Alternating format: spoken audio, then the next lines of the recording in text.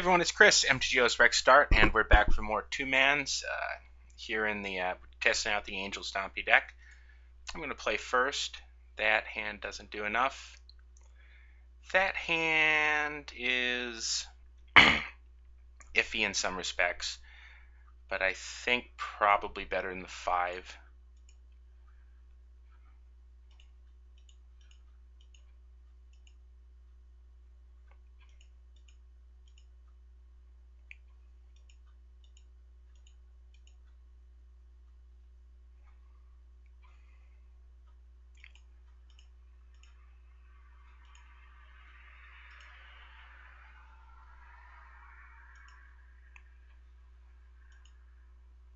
Probably just a brainstorm in response. Yep.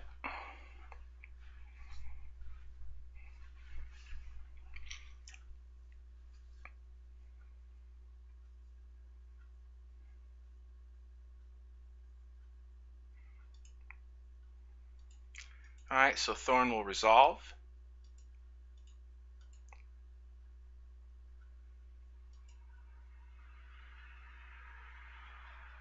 And I believe this is the same player that I've seen earlier with a like a 4-color rug aggro thing going on. These are just splashes for Deathrite Shaman activations.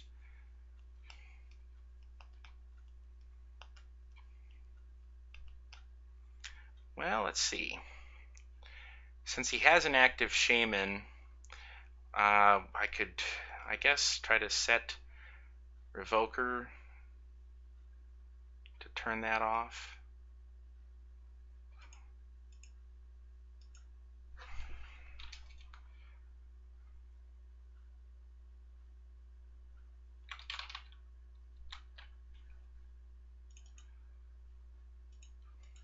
See if he has a Bolt. He does not. He may be able to cascade into one here if he has Shardless Agent, which I suspect that he does.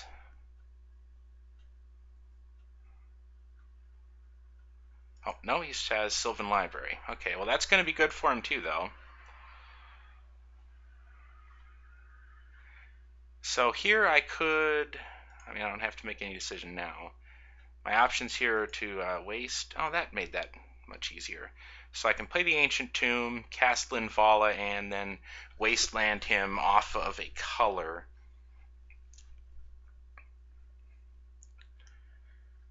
Probably off of the green, because again, this is only there for Deathrite activations, and I know he has a second one.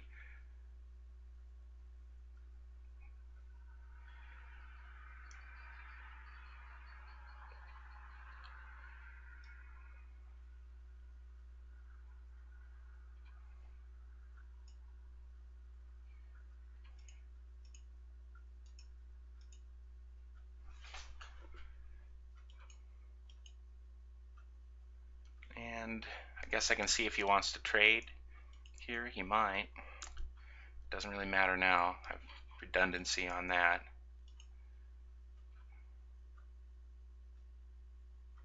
Okay, he will. No? Okay.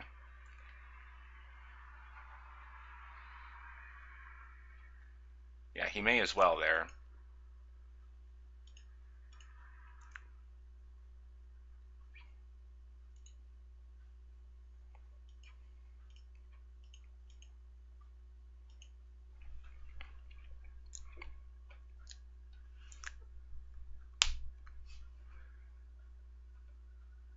Alright, so he keeps 1 extra from Sylvan Library.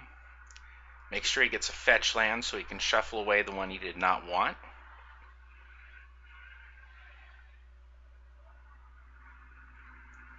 Tarmogoyf, okay.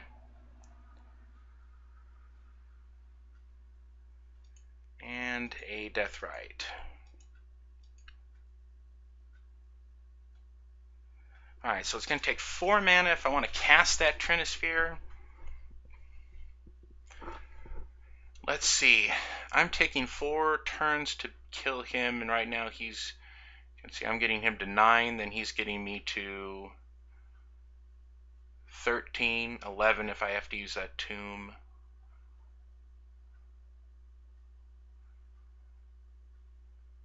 And then I'm getting him to 6, and then he's getting me to, say, 6, and then I'm getting him to 3. He's getting, yeah, I don't know. That's cutting it really close, isn't it? Well, I think from this position, I think I still want to go ahead and lay out the Trinisphere. I may be able to choke him off of doing anything else this game.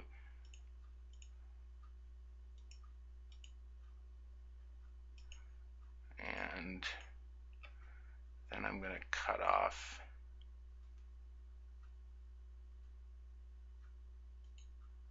Volk there.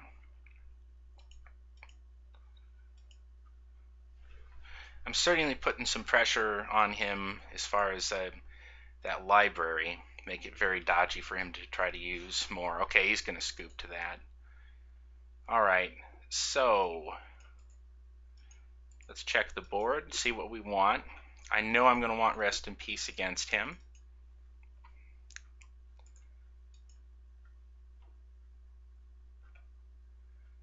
And he has enough creatures that Thorn of Amethyst isn't particularly super against him.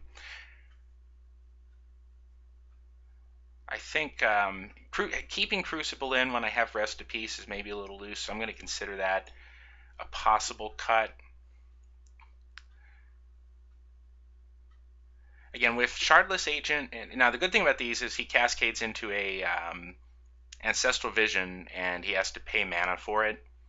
So that part of this is very good. Now, the bad part is he can just roll out Tarmogoyfs and everything that he wants in the meantime. As Trinisphere might be weak against him because of, especially on the draw, I don't know that I'm likely to get Trinisphere down in time to make a difference. I think I like most of the rest of this. So really this is a question of, do I want to cut the Thorns? I know I want to keep Revokers in order to shut off an early Deathrite Shaman. So the question is, do I want to pitch Thorns or 3 balls here? And I think that 3 ball probably doesn't do enough here, so I'm probably cut those. And then do I want to leave in Linvalas or add in Elspeths? I think I would rather have Elspeth, even though Linvala has some nice redundancy on turning off Deathrite Shamans. I think her ability to create chump blockers and jump my guys is going to be very good against his ground force there.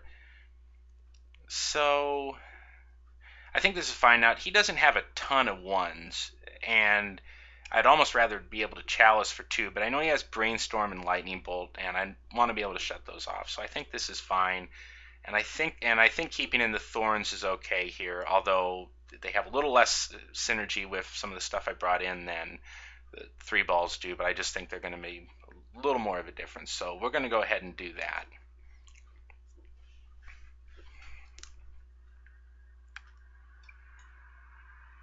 This hand on the draw, little afraid that it doesn't do. If this was an Ancient Tomb, I think I would keep it. Without, I think I'm going to mull. Alright, this isn't bad. I've got Rest in Peace, I can Chalice, I can play Thorn, I've got a Lodestone Golem within sight if I get another land, so I think this is fine. Just double checking the recording there.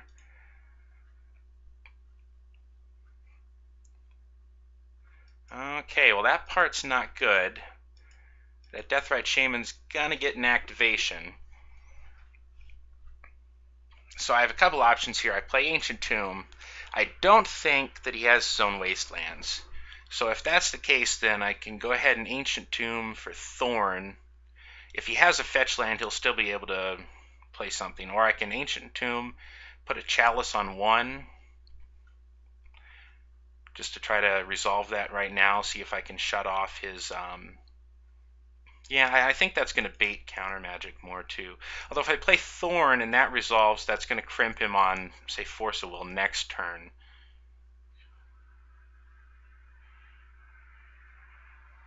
I think we'll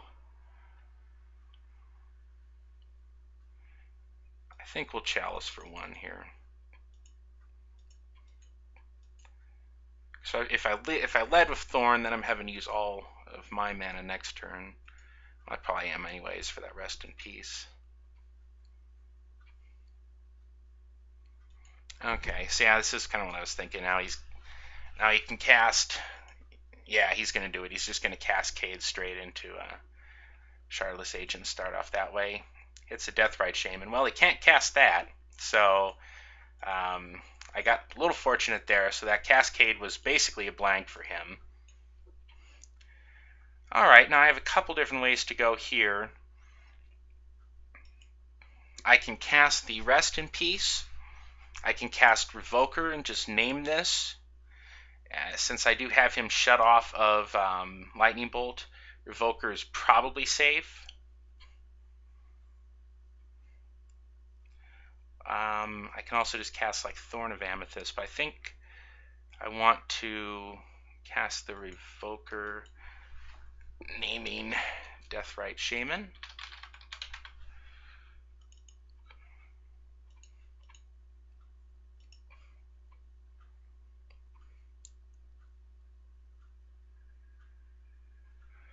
I know he has Punishing Fire from when I've seen this deck before, so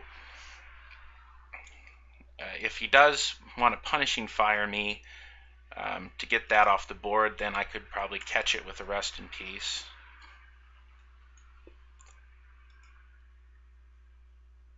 He's going to swing with both. I'm just going to take him. My life total is going to get a little dangerous here. Let's see, another Ancient Tomb.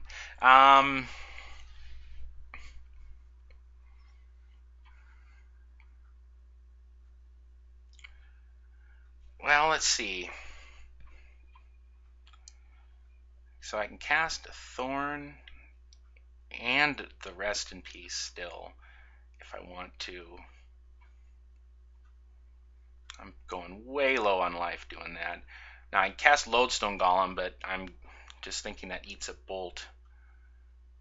I'm not close enough to be able to cast that yet. So if I cast Rest in Peace,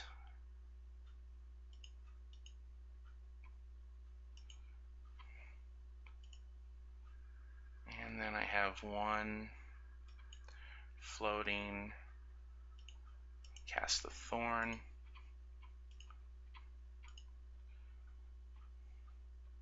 Do I want to keep this back to trade with the Shaman itself? That's a possibility. Shaman is pretty dead now, thanks to Rest in Peace. Now, if he has some removal for that, then no. But I think now I want to preserve my life total. I really need to get like another land so that I don't have to eat all the damage from those Ancient Tombs just to play Lodestone Golem. Okay, he's going to play a Bloodbraid Elf here into a Deathrite Shaman, so he's getting very unlucky with his cascades this game. All right, he's going to swing with the whole team, and I'm going to trade off with that Bloodbraid Elf.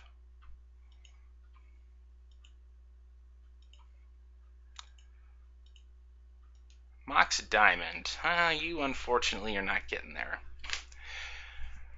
Boy, here's the trouble, yeah. So, if I play out the Lodestone Golem, I have to tap both of those and go to 2 mana. And all he has to, or to 2 life, and all he has to do at that point is have a Punishing Fire. Now, if I don't do anything, he's going to beat me down to 3 next turn, and he could finish me. Chalice is blocking off Lightning Bolt, but then he's going to beat me down to 3. Then I get 1 blocker into play, and that's not going to be enough to keep me alive. So, as much as that stinks, I think I still have to cast it here. If I rip a land, cast that Mox Diamond, I'm taking 2 damage. I don't know. Yeah. Well, see, if I do that, and then I block 1 and go into 1, like he has any direct damage spell, he wins. but I think he wins with any direct damage spell anyways, so I'm just going to have to run this guy out.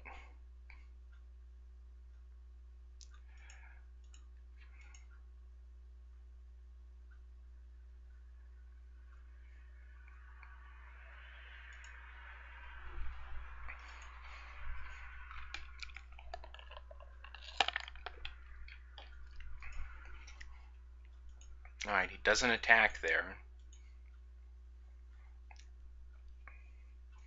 So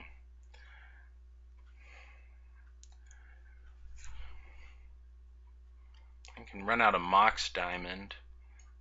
It's going to cost 1 extra to do that. Or I can try to Wasteland something. And I could waste the... So I'm not going to get another Ancient Tomb activation there unless he wants to give it to me with that Grove. I could waste the Valk just to keep him off of any red that isn't Grove. Maybe that way get him to sort of incidentally make me some... But I don't know how I'm getting there here with this current life situation.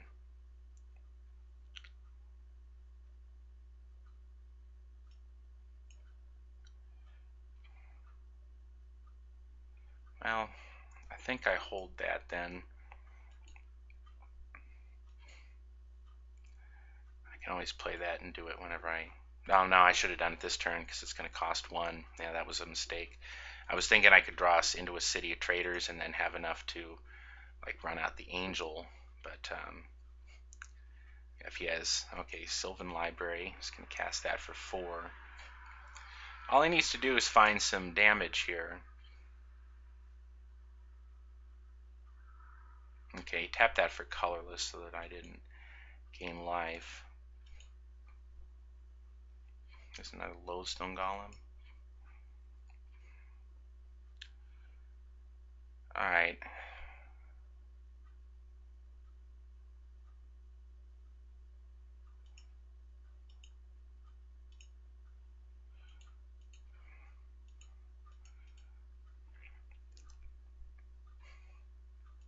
Yeah, it's very difficult to envision how I would come back from this.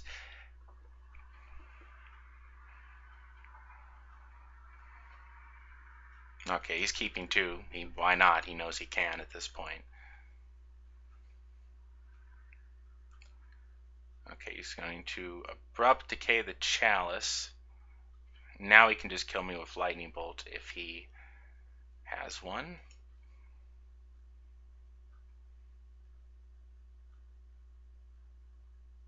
Will cost 3, but he's got it. So, alright, we'll go into game 3. Now, let me see. Do I want to rethink any of the inclusions here? I don't think so.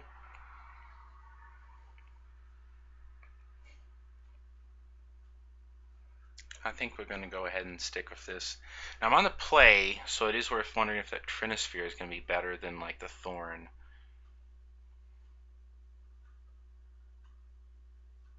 It may be. But...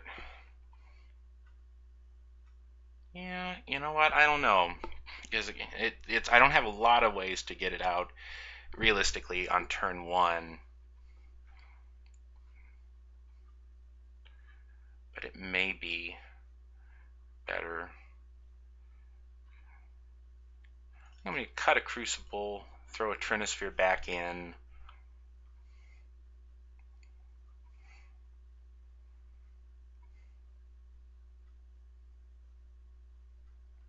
Keep the rest of that as it is.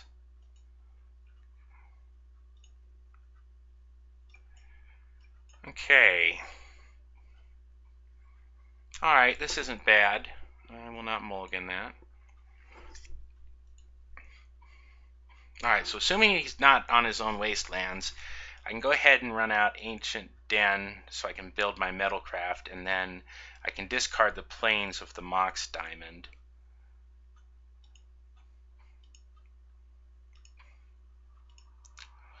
And then we will Chalice for 1. Have to do that first, even if that wasn't the tactic, just because I'm not necessarily, if I ran out of Thorn there, of course I couldn't Chalice for one next turn unless I rip another mana.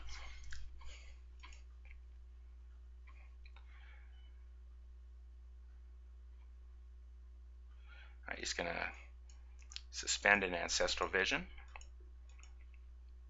Rest in peace.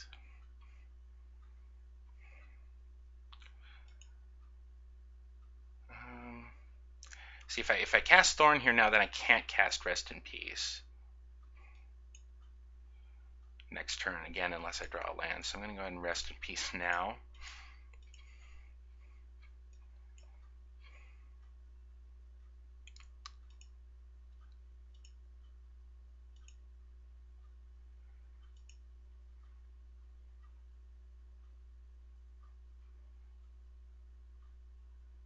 Alright, new Sylvan Library. Okay.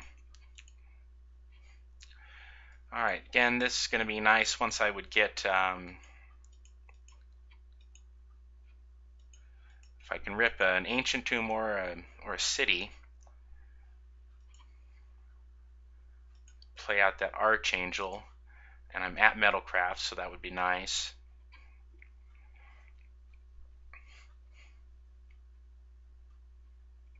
He's going all in because I've got no pressure on him right now, so he's just gonna draw the extra 2 cards, and which really that makes sense. There's a Plains.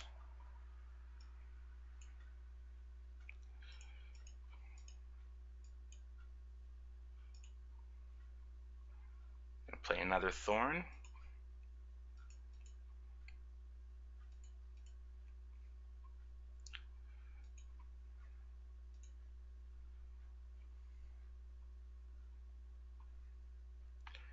Alright, is he gonna draw any extra here? Looks like no. Probably has a fetch land, I would have to assume, and he's gonna try to fetch something away.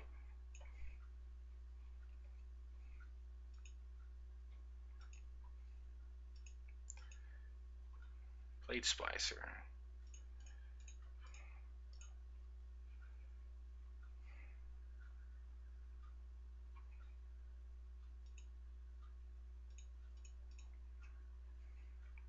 Now he has a lot of stuff that he could run out here that's still pretty good. I mean,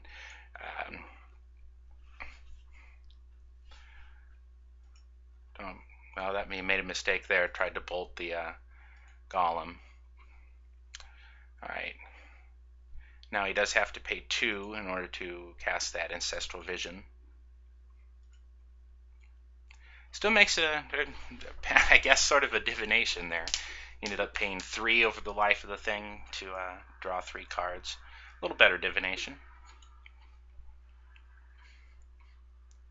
Oh, all right. Well, he scooped to that pressure. I guess too much for him with the Thorn Amethysts and Blade Splicer beaten down. Of course, if I gotten one more land and get to Lodestone Golem or Indomitable Archangel, would have been shaped there. So, anyways, well, that'll do it for coverage of the Angel Stompy deck, and I hope you enjoyed playing along with me today, and I'll see you next time.